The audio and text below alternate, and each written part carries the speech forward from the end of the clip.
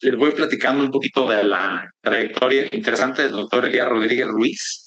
Él es nefrólogo, tiene una trayectoria de más de 20 años en el sector. Está certificado ante el Consejo Mexicano de Nefrología.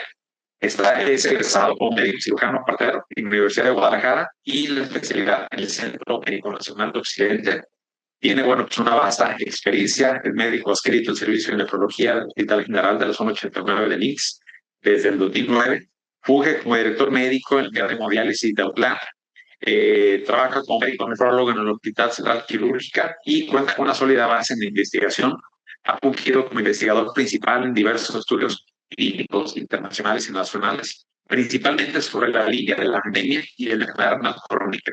Es presidente del Colegio Jalisciense de Nefrología durante el periodo 2018-2019, miembro activo de la Sociedad Latinoamericana de Nefrología y de la Sociedad Mexicana de Trasplante, y pues tiene una labor docente muy crítica. Ha participado como ponente en múltiples foros, ha coordinado congresos nacionales e internacionales. Bien, pues sin más, damos la bienvenida y agradecemos al doctor Elías Rodríguez Ruiz. Le hago la palabra, doctor. Muchas gracias por acompañarnos. Muchas gracias por tan gentil presentación, doctor Korak. Agradezco sus palabras y pues bueno, es para mí un enorme placer y me siento honrado por la invitación que me hace Laboratorio RAM de participar en este seminario web. Eh, Me preguntaban sobre qué tema me gustaría hablar y bueno, últimamente en nefrología se habla de muchos temas muy avanzados. Ha avanzado mucho eh, la investigación en área de trasplante, en área de glomerulopatías. Sigue habiendo nuevos fármacos. Las expectativas son buenas en cuanto a tratamiento, pero pues en el segundo nivel de atención, que es donde yo me desenvuelvo, pues las filas de pacientes en lista de espera para inicio de terapia de reemplazo renal eh, son interminables, ¿no? La lista de espera para trasplante de pacientes que ya están en alguna terapia de reemplazo y que están esperando eh, un órgano, un riñón en este caso, pues la lista de espera está al menos dentro de lo que es el Instituto Mexicano de Seguro Social, pues prácticamente a 10 años, ¿no? En promedio. Entonces tenemos una lista de espera interminable y todo esto es porque, pues bueno, tenemos la pandemia de diabetes, ¿no? No hemos podido controlar este problema. La diabetes sigue siendo la principal causa de insuficiencia renal en México y en el mundo. Y pues bueno, nos toca ver cómo pues tenemos la avalancha, ¿no? Que viene sobre nosotros. No hay sistema de salud ni sistema público que pueda aguantar o sostener este problema que se nos viene encima, ¿no? Entonces, por eso me pareció adecuado tratar de hablar de un tema tan antiguo, de lo que vemos siempre, que es nefropatía diabética y que sin embargo no lo hemos podido controlar. Actualmente hay mucha investigación en área de nefropatía diabética. Tenemos múltiples fármacos que han salido en los últimos 10 a 15 años. Han venido a revolucionar la expectativa de los pacientes que tienen diabetes y que están desarrollando daño renal. Pero, sin embargo, los pacientes siguen llegando a diálisis y esto es porque no hemos dado en el punto en qué momento debemos atender a estos pacientes, ¿no? Y yo creo, tengo la firme convicción de que todo esto se puede mejorar si desde el primer nivel de atención comenzamos a tratar a estos pacientes, sobre todo detectándolos y, ¿por qué no?, iniciando el tratamiento. Por lo tanto, la plática va enfocada más hacia el primer nivel de atención, hacia la detección, hacia en qué momento es el punto en el que debemos de detectar a estos pacientes, ¿no? Y sin más preámbulo, pues bueno, vamos a entrar al tema de nefropatía diabética en el primer nivel de atención. Vamos a avanzar. Ok. Para poder empaparnos más del tema, pues tenemos estas lecturas obligadas. para poder saber cómo tratar a estos pacientes con diabetes y que están desarrollando enfermedad renal crónica. Acaban de salir las guías de la ADA en el Diabetes Care. Son las guías de la Asociación Americana de Diabetes. Están recién salidas, salieron en marzo de 2026.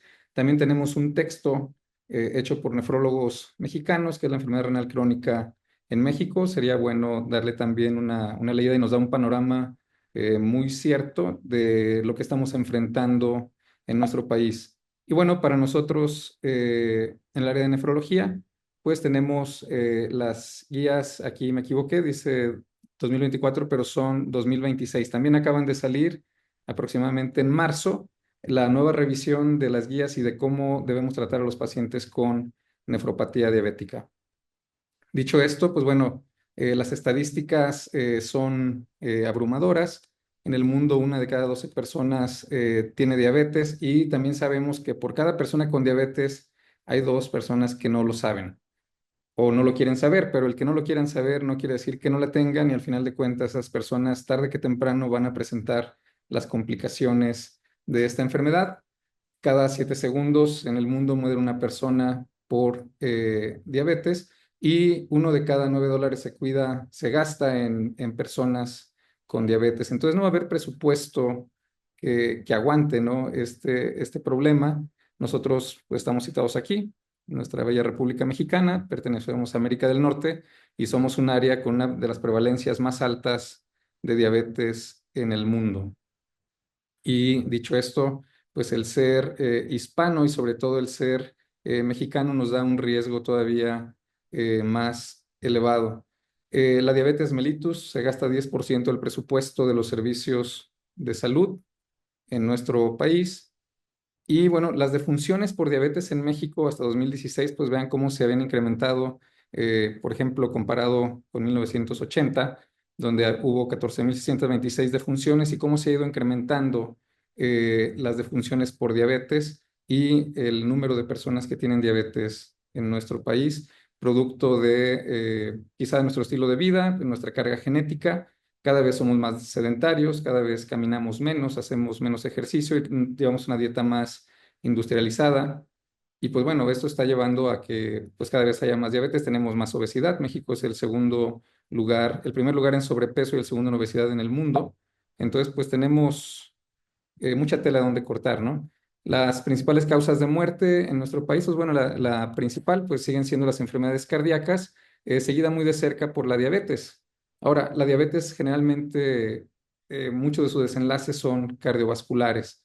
Eh, la prevalencia de diabetes en 2012 en mujeres 9,67%, hombres 8,6%, y vemos cómo la obesidad también es un problema en nuestro país. El 90% de casos de diabetes se relacionan con sobrepeso y obesidad. Y pues bueno, aquí vemos cuáles son las muertes proyectadas para 2030 y vemos cómo se fueron muy por arriba de lo que estaba estimado en 2002. En 2002 se hizo, entre el año 2000 y 2002 se hizo un boceto, un bosquejo de cómo iba a ser nuestro futuro en cuanto a diabetes y se vio que, bueno, rebasamos con mucho eh, la prevalencia de diabetes de lo que estaba presupuestado, ¿no? Asimismo, también quizá este mismo problema en el área de nefrología, la enfermedad renal crónica, las personas que están en terapia de reemplazo, esperábamos una fase de meseta para esta década de los 2020, 2020, 2030 y pues nos quedamos cortos. No hubo tal fase de meseta. Sigue habiendo un pico donde cada vez hay más incidencia de enfermedad renal crónica en nuestro país. Y todo esto pues dado porque pues, la principal causa de enfermedad renal crónica sigue siendo la diabetes. Y bueno, pues, ¿qué es la diabetes? La diabetes es un grupo de desórdenes del metabolismo de los carbohidratos. Esto ya lo tenemos definido, en el cual la glucosa es subutilizada como fuente de energía o es sobreproducida debido a gluconeogénesis o glucogenólisis inapropiada, resultando en un estado de hiperglicemia. Y la diabetes pues, puede ser diagnosticada demostrando concentraciones incrementadas de glucosa en plasma o hemoglobina glucosilada incrementada en la sangre. Y pues la vamos a dividir en diabetes mellitus para fines prácticos tipo 1 y tipo 2, la gestacional, y diabetes debido a otras causas. Los criterios diagnósticos acaban, pues realmente nada, le dieron una revisión ahorita en 2026, siguen siendo prácticamente casi iguales a las guías anteriores que eran del 2022, en el cual los criterios diagnósticos nos mencionan que una hemoglobina glucosilada por arriba de 6.5%, una glucosa normal en ayuno, una glucosa de 126 en ayuno o una glucosa de 200 miligramos en una curva de tolerancia a la glucosa. Esto demostrado en 2 ocasiones puede ser, eso es diagnóstico de diabetes, puede ser alguna de las dos pruebas, ya sea al mismo tiempo o la misma prueba en dos tiempos diferentes. Eh,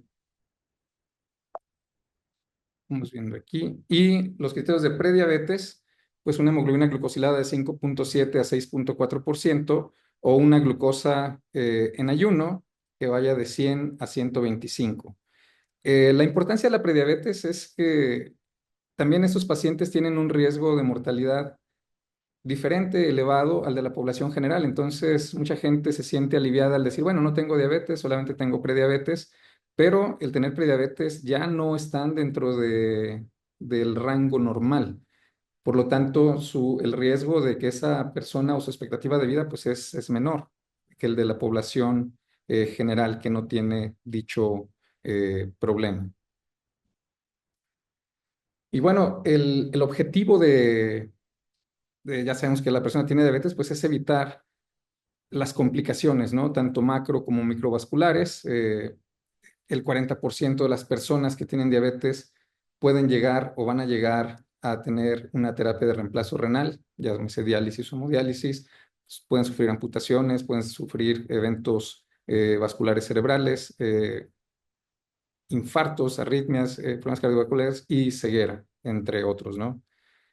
Y bueno, lo que nos atañe a nosotros es la nefropatía diabética y bueno, la nefropatía diabética le va a incrementar la morbimortalidad de estos pacientes, acortando de una manera muy importante su expectativa de vida, ¿no? El tener nefropatía diabética, el paciente que inicia con nefropatía diabética comienza a andar en un camino, en una vía donde si no lo detenemos a tiempo, pues el riesgo de que fallezca pues es muy alto. En realidad, los pacientes que llegan a diálisis son sobrevivientes porque la gran mayoría de los pacientes que inician con nefropatía diabética pues fallecen antes de, y eso también se cumple para personas incluso con falla renal que no tienen diabetes, ¿no? Aproximadamente el 80% eh, muere en ese camino, en ese transitar desde que inicia la albuminuria a cuando llegan a diálisis. La gran mayoría no llegan, el 80% se muere antes. Y bueno, hablando de nefropatía diabética, pues ¿cómo vamos a definir la nefropatía diabética? Pues con la determinación de microalbuminuria por lo menos 2 veces en un periodo de 3 a 6 meses y puede o no haber disminución de la tasa de filtrado glomerular estimada y generalmente se acompañan de hipertensión. La nefropatía diabética, pues como antecedente, fue descrita no como tal, sino se detectó la presencia de proteinuria en personas con diabetes desde el siglo XVIII. Desde entonces, los médicos de aquel entonces ya habían detectado que las personas con diabetes tenían una orina diferente, aparte de que, bueno, orinaban mucha glucosa, no había tratamiento. eh, pero orinaban mucha espuma, ¿no? En la década de los años 30, ya en el siglo pasado, los patólogos, Kimmerer y Wilson, describen las lesiones clásicas en el área de patología que atañen a la nefropatía diabética, que es una glomerulosclerosis nodular. Y en la década de los 50, pues ya se reconoce a la enfermedad renal crónica como una complicación muy común de la diabetes mellitus y que viene a darles una disminución en la esperanza de vida a estos pacientes. Y bueno, así es como vamos a ver la orina, ¿no? De las personas que tienen nefropatía diabética. Generalmente orinan mucha espuma, inician, pero no todos inician así, inician con microalbuminuria y de microalbuminuria evolucionan a albuminuria y de ahí a macroalbuminuria o síndrome nefrótico. La diabetes es la principal causa de síndrome nefrótico, tanto secundario y a nivel global. Y bueno, generalmente los pacientes ya cuando están muy nefróticos, pues van a tener datos completos de síndrome nefrótico con edema, edema blando, edema severo. Generalmente la orina está espumosa, tienen proteinuria de más de 3 gramos en una muestra de 24 horas o proteinuria de más de 300, microalbuminuria de más de 300 miligramos por decilitro, ¿no? Generalmente las personas con nefropatía diabética también se acompañan de retinopatía, ya sea retinopatía diabética o presencia de glaucoma. Entonces, a la misma velocidad con la que hay algunos pacientes que lo primero que notan es que están perdiendo la vista de manera acelerada, van con el oftalmólogo, detectan que tienen retinopatía, tienen glaucoma, pero a la par seguramente tienen ya una tasa de filtración glomerular muy disminuida y son pacientes que en muy corto tiempo probablemente llegarán a un programa de diálisis. Y bueno, el hecho de tener proteinuria, ya sea microalbuminuria o proteinuria nefrótica, incrementa 10 veces el riesgo de estos pacientes de tener un evento coronario, un evento cardiovascular. Por lo tanto, es muy importante detectarlos mucho antes de que estén nefróticos, cuando los pacientes tienen microalbuminuria, o tratar de detectar cuando los pacientes pasan de un estado normoalbuminúrico a presentar microalbuminuria. Bueno, las principales causas de enfermedad renal, diabetes, ya lo hemos mencionado. Y bueno, la diabetes se caracteriza pues por tener una tasa de filtración glomerular disminuida cuando aparece ya la microalbuminuria y microalbuminuria incrementada. En nuestro país, pues bueno, tenemos predisposición genética. Está demostrado que los hispanos tenemos una predisposición mucho mayor que otras razas para desarrollo de nefropatía diabética, pero sobre todo eh, los mexicanos, probablemente por nuestra dieta, nuestras costumbres. Y si ponemos a un mexicano en un ambiente todavía con una dieta mucho peor, como lo es nuestro vecino país del norte, vemos cómo los mexicoamericanos o los mexicanos que se van a vivir a Estados Unidos o que son descendientes de mexicanos y crecen allá, todavía tienen un factor de riesgo incrementado mayor para desarrollo, si tienen diabetes, para desarrollo de nefropatía diabética y de llegar a una terapia de reemplazo renal. Ahí tiene mucho que ver la genética. Entonces, el 30-40% de los pacientes con diabetes van a desarrollar nefropatía diabética. Hay factores ambientales y genéticos, como los que ya hemos comentado. El tener bajo peso al nacer también es un factor de riesgo muy importante. Antes se pensaba que era el ser de pretérmino, pero más que el ser pretérmino es el bajo peso al nacer. El bajo peso al nacer tiene mucho que ver con la masa funcional renal que se alcanzó a desarrollar. Y pues mientras más bajo sea el peso, pues en teoría hay una menor eh, masa renal que tarde que temprano pues va a desencadenar en problemas renales. El haber tenido diabetes gestacional, las mujercitas que tuvieron diabetes gestacional y se desarrollan diabetes posteriormente, generalmente 10 años después de la diabetes gestacional, un porcentaje muy alto de ellas desarrollarán diabetes, pues ellas tienen más riesgo también de desarrollar nefropatía diabética, los factores dietéticos, el tener síndrome metabólico, lesión endotelial. Y bueno, esto es lo que les platicaba de qué sucede. Este estudio se hizo en 2015 y donde se vio pues cuántas personas de 14 millones de diabéticos que había en ese momento en nuestro país, 6.2 millones ya tenían algún grado de enfermedad renal crónica. Y de esos, pues bueno, vean cómo la gran mayoría pues se encontraban en una etapa 1. Una etapa 1 pues tiene una tasa de filtración glomerular normal de más de 90 de tasa de filtrado.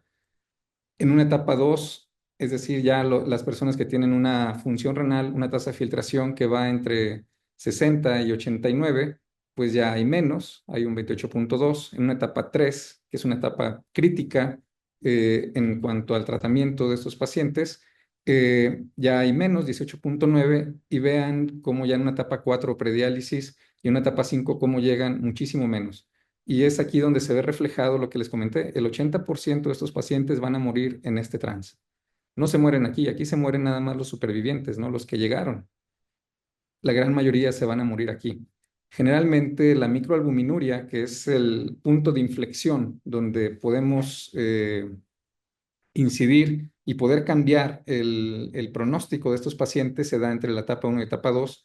Habitualmente en la etapa 2 aparece ya la microalbuminuria, albuminuria. En la etapa 3 habitualmente ya están nefróticos y a partir de que el paciente está nefrótico se viene una resbaladilla, ¿no? Se van en picada su función renal si no logramos detener esa proteinuria y detener todos los demás factores. La enfermedad renal crónica en estos pacientes acelera al máximo el riesgo cardiovascular, de tal manera que tienen 10 veces más riesgo de presentar muerte relacionada a eventos cardiovasculares.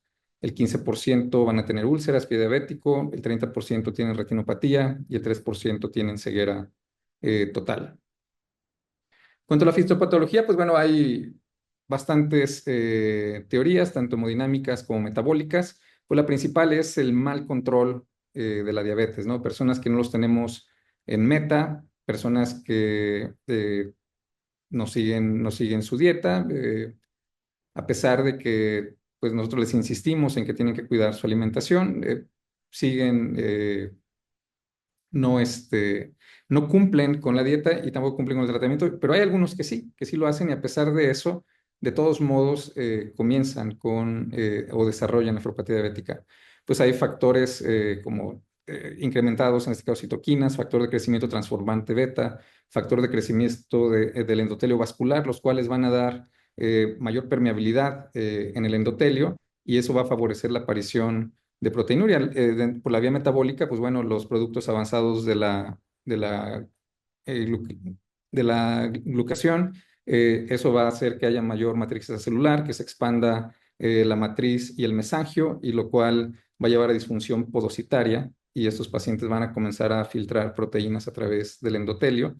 Y eso, a su vez, cuando las proteínas se comienzan a filtrar, comienzan a aparecer en orina, pues el túbulo, que es la porción que sigue después del glomérulo, no está diseñado para filtrar proteínas, las comienza a absorber, pero ya teniéndolas dentro, no saben qué hacer con ellas y se convierten en despiertan una tormenta tóxica dentro de lo que es el intersticio, lo cual va a llevar a fibrosis, ¿no? Y esta es la lesión clásica de las personas que tienen diabetes. Vean cómo el ovillo glomerular pues está destruido. Tenemos nódulos que son prácticamente de fibra, es material extracelular fibroso y pues se pierde el ovillo glomerular típico de una persona sana. Esta es una tinción que se llama tricrómico de Masson, donde cuando se tiñe de color azul nos habla de fibrosis y vean pues cómo está fibrosado, tiene un nódulo enorme en este sitio y en lo que pareciera que todavía tiene viable de glomérulo, se ve bastante fibrosis también en lo que es el mesangio, ¿no? Esos son los famosos nódulos de Kimmelsdale-Wilson, que fueron los que describieron los hallazgos de la nefropatía diabética a nivel patológico. Y bueno, la evolución de la nefropatía diabética, ¿cómo la aprendimos o cómo supimos eso, cómo entendimos qué es lo que pasa con ellos? Pues estudiando las personas que tienen diabetes tipo 1. ¿Por qué en las personas con diabetes tipo 1? Eso lo hizo el doctor Mogensen, lo estudió y lo publicó desde los años 90, ¿no? Porque en la persona con diabetes tipo 1 podemos saber cuándo inició, en ellos sí podemos tener una certeza de aproximadamente cuándo comenzó la diabetes, a diferencia de la persona con diabetes mellitus tipo 2, en la cual no sabemos cuándo comenzó diabetes y habitualmente cuando hacemos el diagnóstico de diabetes la persona ya tiene mínimo 5 años de ser diabético. En las personas con diabetes tipo 1 vemos cómo de manera inicial presentan un estadio de hiperfiltración. Después se estabiliza esa tasa de filtración glomerular para finalmente comenzar a decaer al paso de los años, ¿no? Generalmente a los 5 años comienza a caer la tasa de filtración. ¿Por qué? Pues porque comienza a aparecer la proteinuria. Comienza la microalbuminuria y conforme la microalbuminuria comienza a incrementarse, comienza a disminuir la tasa de filtración glomerular hasta que esta persona pues pueda llegar a una terapia de reemplazo renal o un estadio 5. En la diabetes tipo 2 es menos predecible, no sabemos cuándo inició. Puede o no presentar albuminuria o proteinuria, o pueden comenzar con un deterioro progresivo de la tasa de filtración glomerular o un inicio abrupto. La pérdida normal o esperada, según la historia natural de la enfermedad, es de 2 a 3 hasta 4 mililitros por año de tasa de filtración una vez que inicia el daño renal, pero puede haber casos de progresión acelerada y hay algunas personas que presentan algo que se llama una evolución catastrófica, donde pierden prácticamente 50 mililitros por año. Habitualmente estos pacientes han sido estudiados para ver qué es lo que está pasando, si hay algún otro factor que los haga desarrollar así. Y pues, aunque sí hay varios teorías, pues el común denominador es el mal control que hubo previo, ¿no? Personas que andan alegres por la vida con hemoglobina glucosilada de 12, 14, me ha tocado ver personas con 18% de hemoglobina glucosilada. Y pues bueno, dicen, no, pues es que esa es mi glucosa, ¿no? Están acostumbrados a andar así de hiperglicémicos y finalmente pues son personas que en algún momento desarrollan nefropatía diabética y se van en picada rápido y rápido llegan a diálisis o más rápido fallecen. Y bueno, la albuminuria en personas con diabetes, el promedio de disminución de tasa de filtración glomerular, pues está relacionada directamente con el grado de albuminuria que tengan, ¿no? Vemos cómo, a diferencia de la albuminuria 1, en los que tienen albuminuria grado 3, pues en diabetes tipo 1 pueden tener hasta una disminución de 10% por año, mientras que en las personas con diabetes tipo 2 va desde 5 hasta 7. Y la importancia de la albuminuria y de la microalbuminuria es que la microalbuminuria per se incrementa el riesgo de muerte, ¿no? de estos pacientes. El solo hecho de tener microalbuminuria o albuminuria, pero aún estar nefróticos, el riesgo de muerte se incrementa. A mayor albuminuria o a mayor proteinuria, pues el riesgo de muerte se incrementa. Y generalmente son muertes de origen cardiovascular. Y bueno, esta sería la evolución típica de un paciente.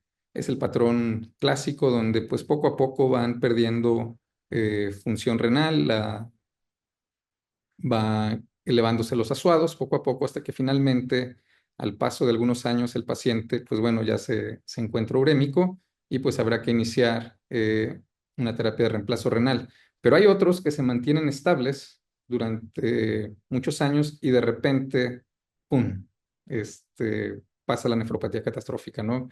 No hemos podido saber por qué, pero hay algunos casos, son demasiado frustrantes, personas que comienzan con deterioro rápido y acelerado de la función renal y que prácticamente no hemos podido hacerles nada y rápido llegan a diálisis. Este es un boceto pues, que trata de explicar qué sucede en la nefropatía catastrófica.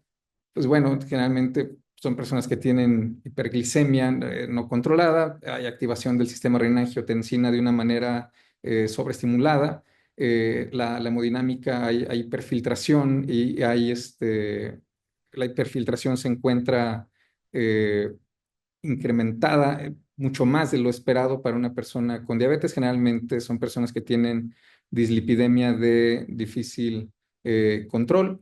La inflamación endotelial se encuentra incrementada y bueno, hay especies reactivas de oxígeno que van a venir a dañar más todavía el endotelio del glomérulo, lo cual pues va a hacer que haya una disfunción endotelial severa y vemos cómo la proteinuria se incrementa hasta que finalmente evoluciona a fibrosis, pero este trayecto que habitualmente llevaría 5 a 10 años, ellos lo realizan en 2 a 3 años, ¿no? Y a veces hasta en menos. Y finalmente pues llegan a diálisis. Bueno, el diagnóstico, pues bueno, hay que hacer screenings en los pacientes, hay que estar haciendo detecciones continuas y es ahí donde, por eso me pareció importante el primer nivel de atención, ¿no? Porque la gran mayoría de los pacientes, tanto a nivel institucional, sobre todo a nivel institucional, pues acuden primero a sus unidades de medicina familiar o con el médico primario, como dicen en otros En otros sitios sí, pues generalmente los tienen como población cautiva, ¿no? Y entonces es ahí donde podemos incidir haciendo un examen de orina o si se pudiera hacer mejor una relación albúmina-creatinuria para poder determinar, albúmina-creatinuria para poder determinar cuándo inicia el paciente o si ya tiene datos de nefropatía diabética. Entonces, tenemos que buscar de manera intencionada la presencia de albuminuria de más de 30 miligramos por día y si lo terminamos en 2 ocasiones, pues esa persona tiene nefropatía diabética, aunque tenga asuados en valores normales, ¿no? El disparador o el punto de inflexión que mencionábamos es este. Aquí es donde podemos hacer mucho por los pacientes y alterar totalmente el curso de la enfermedad. Ya cuando el paciente está nefrótico, es muchísimo más difícil poder alterar el curso de la enfermedad, aunque también se pueden controlar bien. Entonces, si vemos albuminura persistente, pero aún si hay más de 300 miligramos por día, si el paciente tiene retinopatía y si no tenemos evidencia de otra enfermedad que esté causando daño renal, pues esta persona tiene nefropatía diabética, ¿no? ¿Cómo los vamos a evaluar? Pues bueno, al menos una vez al año en estas personas que sabemos que tienen diabetes, evaluar la relación albuminuria-creatinuria o RACU, y siempre pedirla en miligramo por gramo, ¿no? Y siempre hacerles su tasa de filtración glomerular estimada. Para los pacientes con diabetes tipo 1, pues a partir de cuando ya llevan 5 años con la enfermedad, en ellos sí podemos definir cuándo iniciaron a partir de los 5 años y en las personas que tienen diabetes tipo 2, a partir de que se hace el diagnóstico, hay que comenzar a hacerlo porque en ellos potencialmente ya tienen 5 a 8 años con diabetes. Y en todos los pacientes con diabetes que tengan hipertensión concomitante, también hay que hacer la medición anual o semestral, dependiendo del caso, ¿no? Y bueno, ¿a quién y cuándo vamos a evaluar? Pues es un poquito más de la ejemplificado lo que vimos en la gráfica pasada. Anualmente en personas con diabetes tipo 1 después del diagnóstico y anualmente al inicio del diagnóstico en personas con diabetes tipo 2. ¿Cómo lo vamos a probar? Pues con una muestra simple de orina y realizando una relación albuminura-creatinuria y hay que pedir al laboratorio que venga reflejada en miligramos por gramo. Y pues bueno, si pedimos asuados, urea y creatinina, podemos sacar la tasa de filtración estimada. Eh, ya la fórmula de Crocop-Gold ya no debería de utilizarse, es buena para como ejercicio, es buena para poder hacer el ejercicio mental de cómo sacar la tasa de filtración. Sin embargo, nos puede subestimar o sobreestimar la función renal, la tasa de filtración, dependiendo si la persona tiene sobrepeso o si tiene peso por debajo de lo esperado, pues puede haber falsos positivos, ¿no? Ya hay fórmulas que las pueden descargar, actualmente pues ya con estos aparatitos inteligentes, pues pueden descargar cómo sacar una fórmula que nos va a dar una tasa de filtración muy similar a lo real. Y entonces, ¿qué define el diagnóstico? Pues una relación albuminura-creatinuria de más de 30 miligramos por gramo o una tasa de filtración menor de 60 minutos por minuto. Y si lo detectamos en algún paciente, pues habrá que repetir y confirmar. Y si lo confirmamos en 2 ocasiones en un periodo de entre 3 y 6 meses, pues esa persona tiene nefropatía diabética y habrá que iniciar tratamientos basados en la evidencia actual. Es muy común, a mí me toca mucho escuchar, pues, personas, médicos que mencionan hipotrofia renal, hipoplasia renal. En las personas con diabetes difícilmente vamos a encontrar hipotrofia. Hipotrofia, el término sería un riñón disminuido de tamaño. Este es un ultrasonido de una persona que tiene aproximadamente 12 años con diabetes y es un riñón de medidas normales, la longitud, eh, la altura es adecuada, se alcanza a diferenciar perfectamente la corteza de la médula y esta persona estaba nefrótica en ese momento, ¿no? Entonces, solamente hay 2 enfermedades, bueno, en las cuales el ver una imagen de un riñón aparentemente normal no excluye la presencia de la enfermedad y una de esas es diabetes, ¿no? No vamos a esperar encontrar riñones muy pequeños, de 6 7 centímetros, hipotróficos, con pérdida de la relación corteza-médula. Podemos encontrar riñones normales y esta persona, pues vean cómo tiene un riñón de características normales y aquí vemos un hígado graso, seguramente dado por la hiperglicemia persistente del paciente. Se biopsían los pacientes con diabetes, pues dependiendo del caso, habitualmente no, generalmente no se llevan a biopsia de manera rutinaria. ¿Por qué? Pues porque sabemos que la enfermedad subyacente que tiene el paciente con proteinuria pues es la diabetes. Pero sí hay criterios para biopsiar cuando una persona se sale fuera de la historia natural de la enfermedad. Entonces, lo esperado en una persona que ya evolucionó la nefropatía diabética y que se encuentra nefrótico, pues es que se encuentre entre 3 y 8 gramos de proteinuria en 24 horas. Si ese paciente exceda 8 gramos, estamos obligados a descartar que no tenga alguna otra enfermedad concomitante, ¿no? Se han llegado a biopsiar pacientes que han tenido proteinurias de 20 gramos, 18 gramos, y pues la enfermedad concomitante más común que me ha tocado ver y que está escrita pues es nefropatía por IgA, que habitualmente tiene un curso relativamente, pues no indolente, pero sí nos da oportunidad de hacer muchas cosas en personas sin diabetes.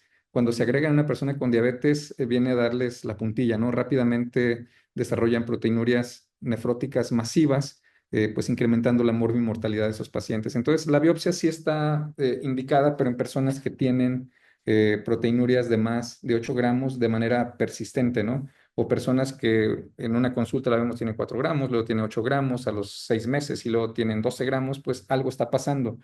También en lo personal me ha tocado ver personas que tienen proteinurias masivas de más de 15 gramos y no hemos encontrado en la biopsia otra cosa más que nefropatía diabética, pura y dura, ¿no?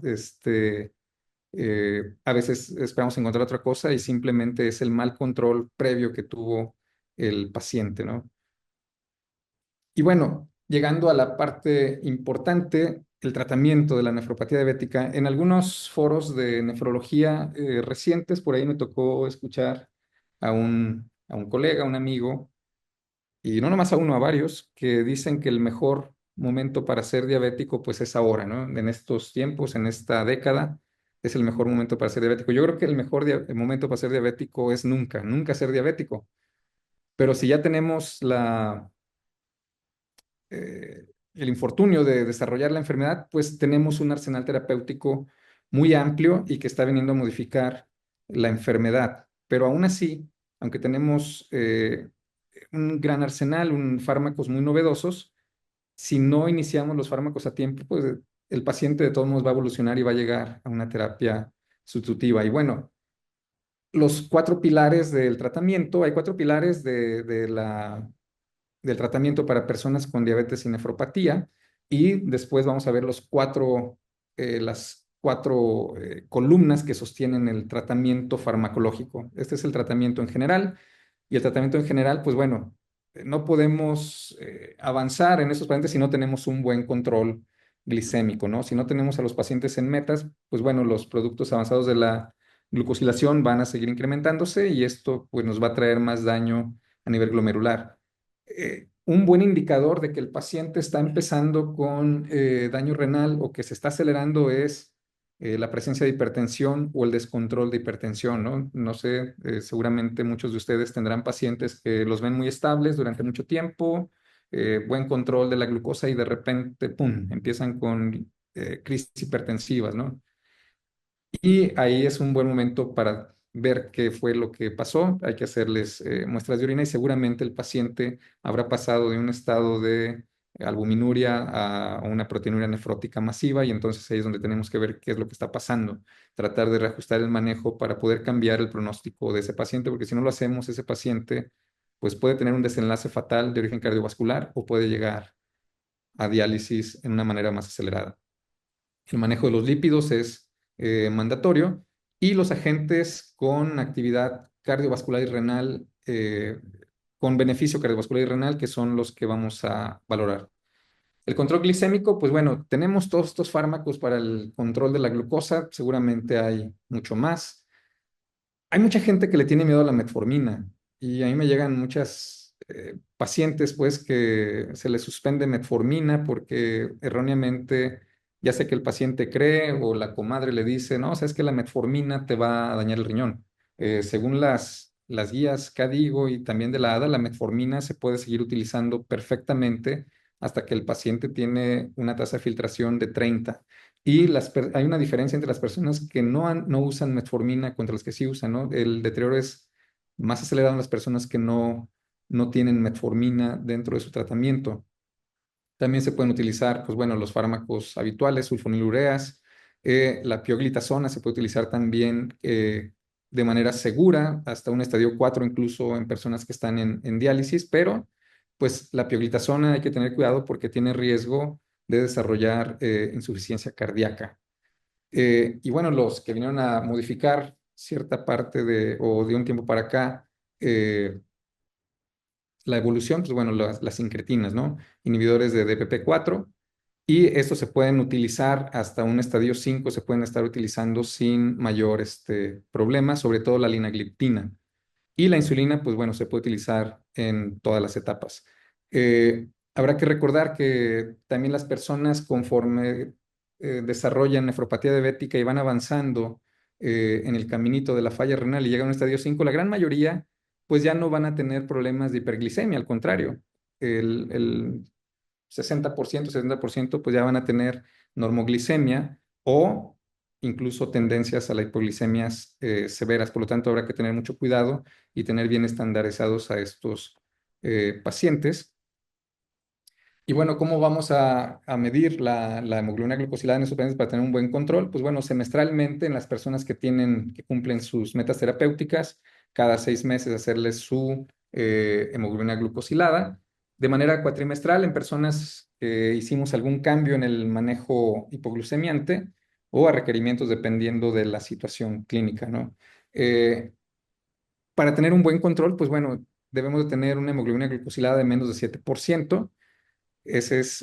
Hay una diferencia entre las personas que tienen menos de 7 y las que no, o una glucosa preprandial entre 80 y 130, y una glucosa postprandial que no exceda los 180 miligramos por decilitro. Sin embargo, esa hemoglobina glucosilada de 7% no la podemos exigir en todos los pacientes. Habrá pacientes ancianitos, tercera edad, grandes adultos, donde, pues bueno, podemos ser un poquito más laxos, porque en ellos el riesgo de hipoglicemia es mucho más elevado. Sin embargo, en pacientes que se ven que están fuertes, que hacen ejercicio, que se encuentran generalmente con un Karnofsky adecuado, con una vitalidad adecuada, pues bueno, en ellos sí, menos de 7%, ¿no? Para tratar de evitar que evolucionen hacia la falla renal.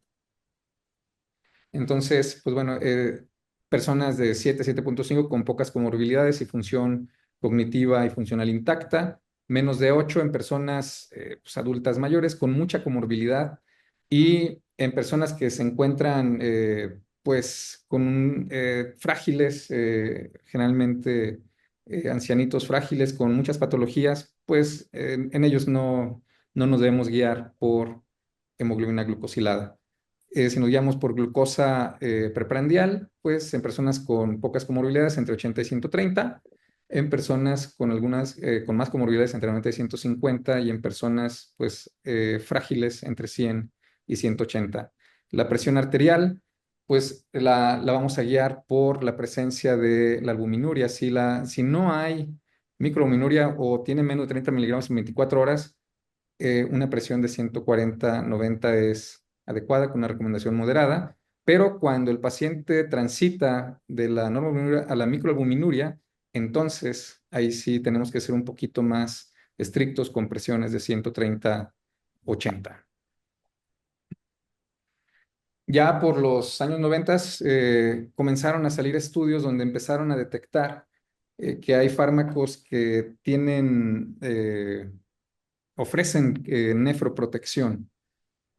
Y pues bueno, cuando su servidor era residente, por allá en el año 2004, 2005, 2006, empezaron a salir muchísimos estudios donde los primeros fármacos que se empezó a observar que tenían buenos desenlaces a nivel renal pues hablaban sobre nefroprotección y eran estudios donde pues eran basados en IECAS y ARA2, ¿no?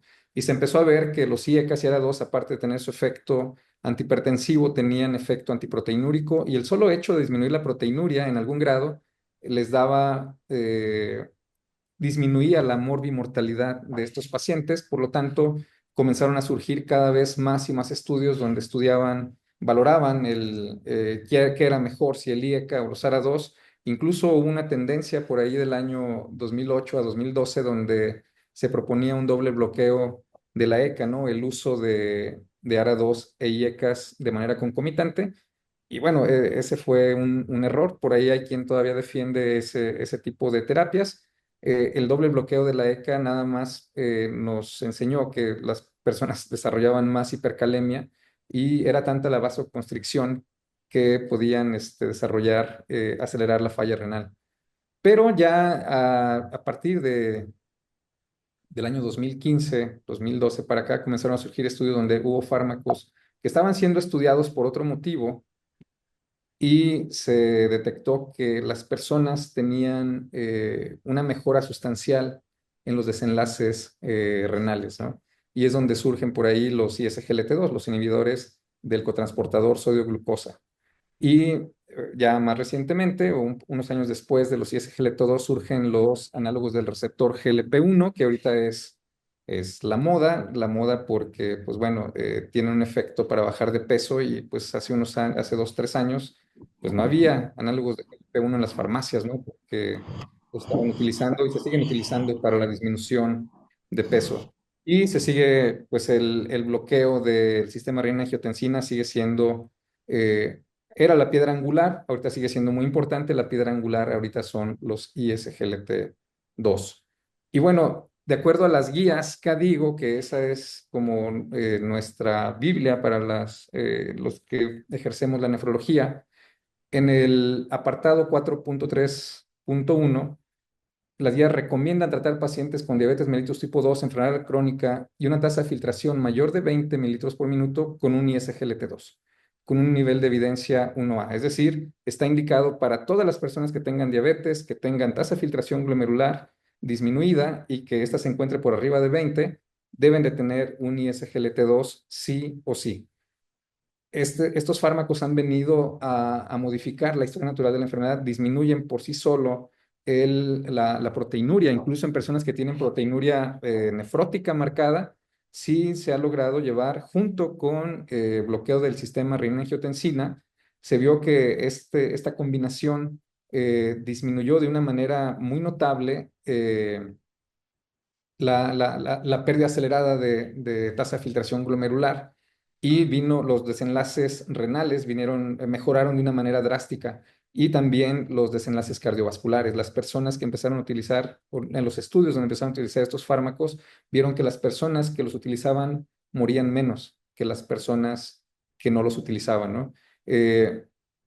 Por ahí, aquí en nuestro país, pues tenemos tres, tenemos empaglifosina, canaglifosina y la DAPA glifosina. Entonces, estos fármacos no habría que esperar a que el nefrólogo lo indique. Creo que se pueden, si tenemos bien documentado que la persona tiene una tasa de filtración glomerular disminuida, tiene diabetes y ya comenzó con microalbuminuria, con todas las de la ley se puede iniciar de manera justificada, apegándonos a las guías, se puede iniciar manejo con un ISGLT2.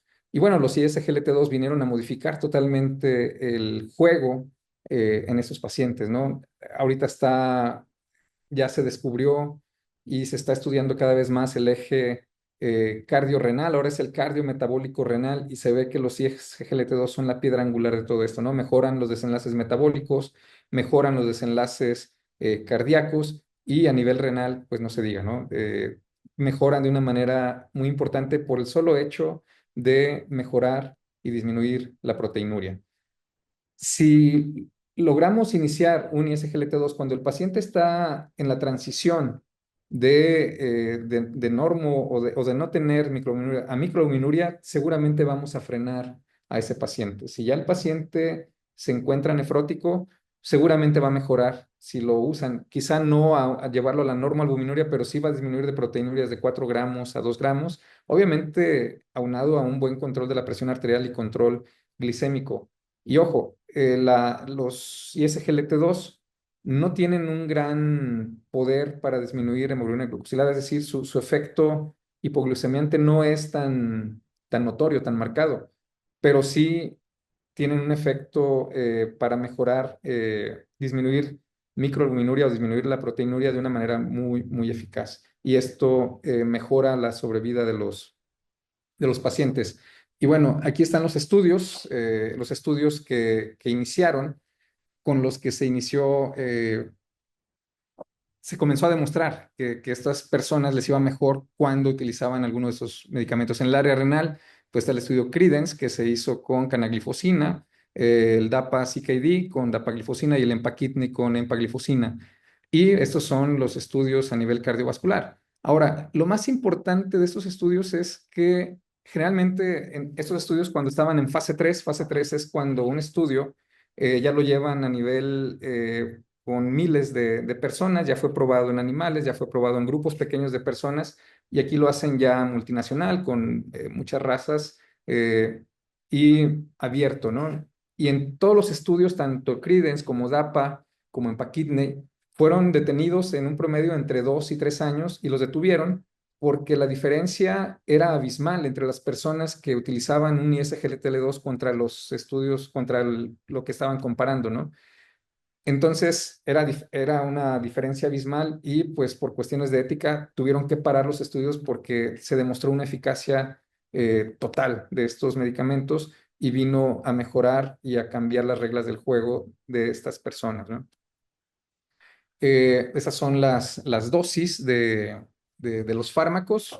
Creo que ya estamos familiarizados con ellas. Dapaglifosina 10 miligramos al día, empaglifosina 10 miligramos al día, y se debe incrementar posteriormente a 25 miligramos al día, pero desde la de 10 miligramos al día se obtiene un efecto nefroprotector. Y la canaglifosina o Invokana, perdón, ya metí gol, 100 miligramos diariamente.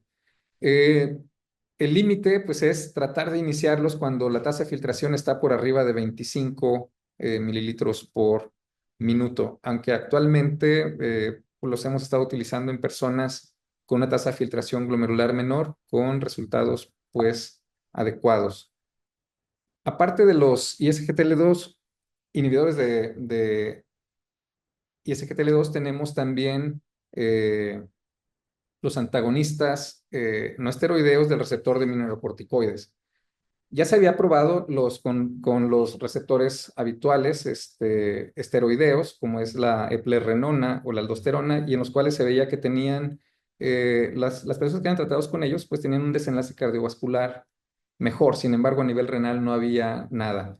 Y con el advenimiento de finerenona, que es un receptor eh, no esteroideo, se vio que el beneficio cardiovascular y renal es espectacular. Es antifibrótico, comienza a mejorar el mesangio, disminuye la proteinuria de una manera muy importante, y si se adiciona, en este caso, finerenona con un ISGTL2, la mejoría va a ser todavía mayor. Entonces, las guías CADIGO actuales 2026 recomiendan adicionar un agonista del receptor de mineralocorticoides. Lo único que hay ahorita, pues, es finerenona,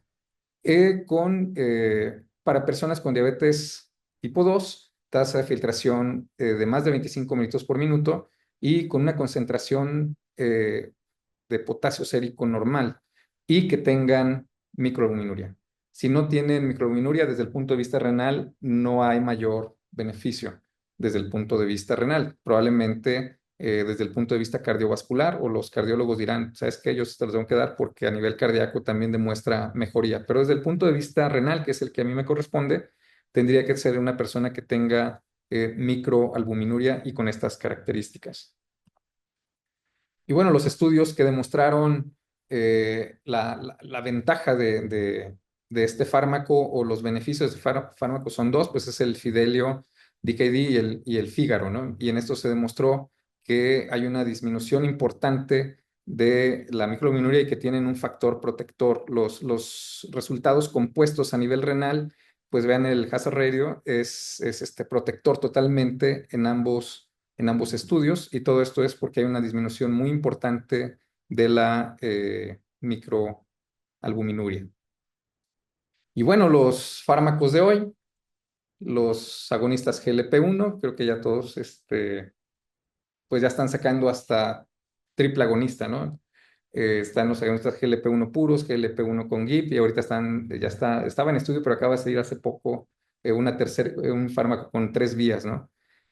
Las guías también recomiendan, las guías KDIGO, recomiendan una terapia basada en GLP-1 en personas que tengan beneficios renales y cardiovasculares probados, para personas con diabetes tipo 2 infrarrenal crónica, quienes tienen alto riesgo cardiovascular o renal, o quienes no han logrado alcanzar metas glicémicas. Hay que recordar que los agonistas GLP-1 tienen efecto hipoglucemiante, tienen efecto, actúan a nivel intestinal, es una creatina muy potente, y bueno, va a disminuir el vaciamiento gástrico, lo va a enlentecer, con lo cual, y va a haber también una señalización temprana de saciedad, con lo cual las personas pues comen menos, bajan de peso, pero se acaba de demostrar también, sobre todo con semaglutida, que el efecto benéfico renal no es solamente por estas características, sino que también actúa a nivel de mesangio, a nivel glomerular, con lo cual disminuye también la fibrosis. Es decir, no es solamente por los efectos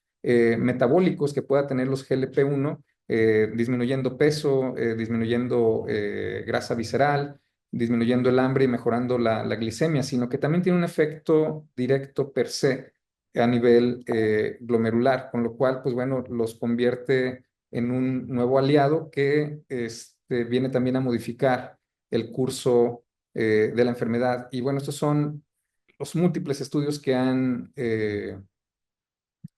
estado saliendo últimamente, que nos hablan de los efectos benéficos tanto para control de glicemia como para disminución de peso, pero en los últimos estudios, que son los que están a continuación, sobre todo en el FLOW, el SOUL y el AGUA, se demuestra el efecto que tiene a nivel renal. Es aquí donde les menciono que, bueno, se ha demostrado que tienen efecto directo a nivel mesangial, también disminuyendo o no favoreciendo la fibrosis que está presentada en esos pacientes por la presencia de proteinuria. Entonces, por sí solos también tiene un efecto benéfico a nivel renal.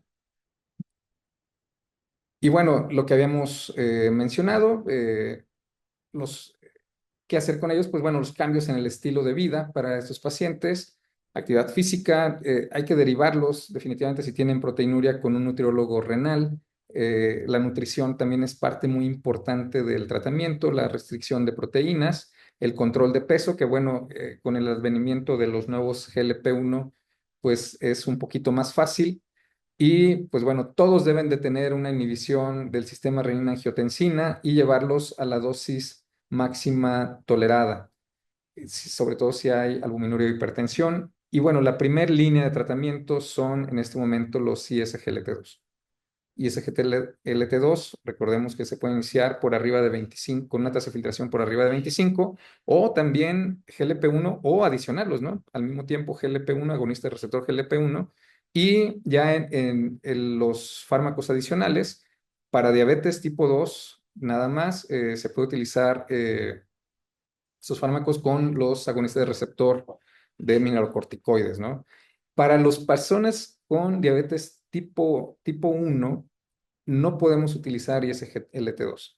¿Por qué? Porque tienen riesgo incrementado de desarrollar cetoacidosis diabética. Por lo tanto, en estas personas con diabetes tipo 1 estábamos como que muy limitados en el tratamiento, y pues prácticamente nomás los veíamos cómo evolucionaba, ¿no? La nefroprotección que podíamos tener con ellos se limitaba solamente al bloqueo del sistema renina-aldosterona y al buen control de la glucosa. Y el buen control de la glucosa en los pacientes con diabetes tipo 1, pues depende mucho ahora sí que del apego del paciente al tratamiento.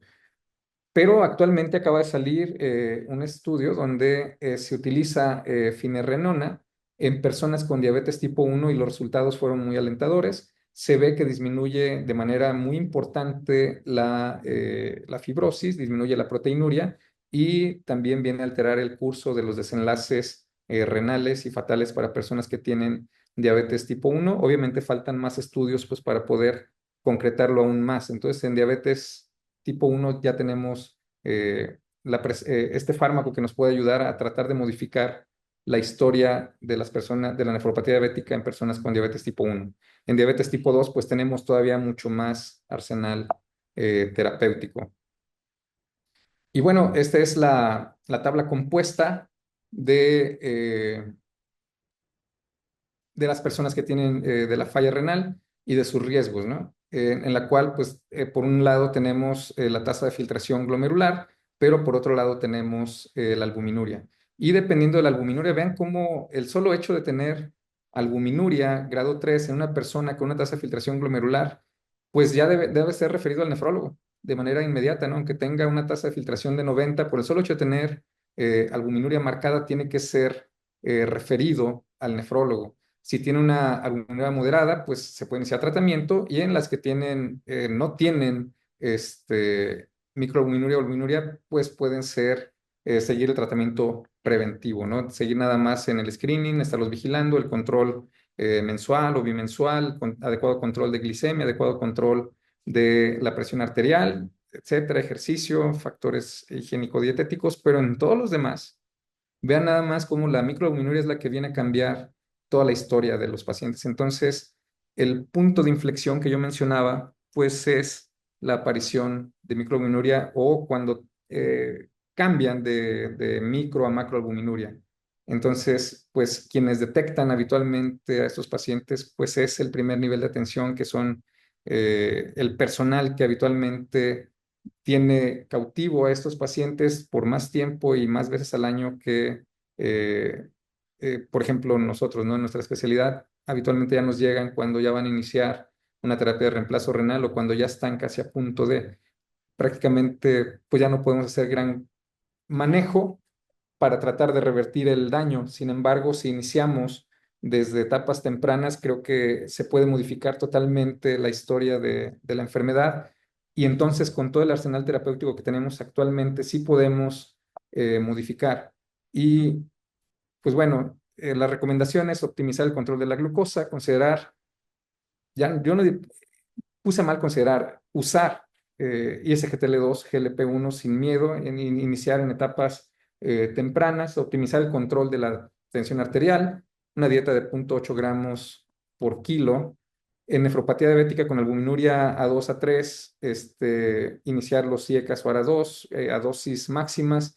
Eh, si no tienen albuminuria, pues podemos omitir o irnos con cuidado con el uso de IECASARA2, evaluar, manejar todas las complicaciones potenciales de la enfermedad renal crónica en personas con nefropatía diabética que tienen 60 mililitros o menos, pues evaluar anemia, evaluar metabolismo mineral, es decir, todo lo demás se puede ir evaluando de allá, aunque eso ya entra más en el terreno del nefrólogo. Y en personas que tienen deterioro rápido de la función renal, que es decir, que la creatina se va incrementando de manera progresiva, pues enviarlos al nefrólogo de manera pues inmediata. Y esta me pareció muy importante esta gráfica y creo que aquí todos, tanto desde el primer nivel de atención hasta tercer nivel de atención, pues todos incidimos aquí, ¿no? Si todos previniéramos el problema, vean cómo podemos modificar la esperanza de vida de estos pacientes, a diferencia de cuando iniciamos tratamiento hasta que ya tienen una enfermedad renal crónica ya establecida, o peor aún, si no se trata, ¿no? Si nos esperamos a que hay veces que los pacientes se ven en consulta y pues mantienen azodos normales, creatinina por debajo de 1, ureas debajo de 30, y nos confiamos de que pues, la función renal está bien, pero sin embargo el paciente en el examen de orina pues tiene proteinuria, ¿no? 75 miligramos, proteinuria 100 miligramos, después proteinuria 300 miligramos y ahí se quedan 1 o 2 años hasta que finalmente comienza a subir la creatinina. Cuando la creatinina comienza a subir, que ya sale de 1,1, ya tiene 1,2, 1,3, esa persona automáticamente ya casi se va a un estadio 3.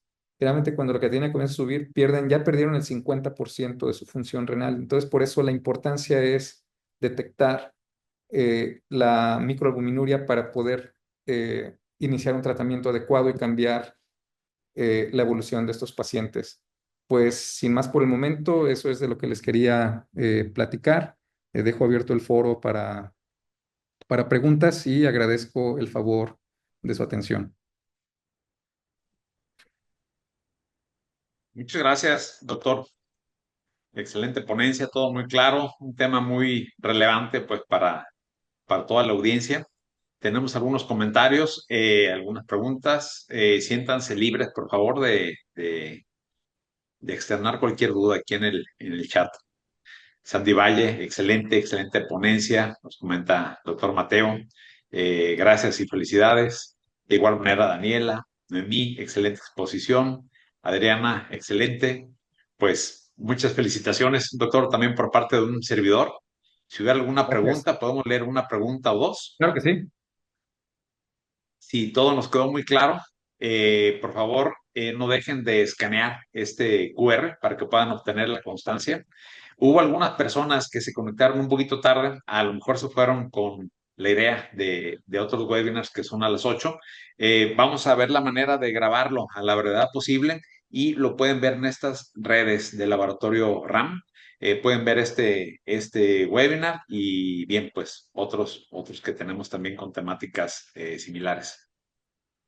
Pues más felicitaciones. Doctor, pues muchas gracias por la ponencia, muchas gracias al Colegio Médico de Tlaquepaque que nos dio el aval y a todos ustedes por acompañarnos. Pues muchas gracias a todos y buenas noches. Muchas gracias. Hasta luego.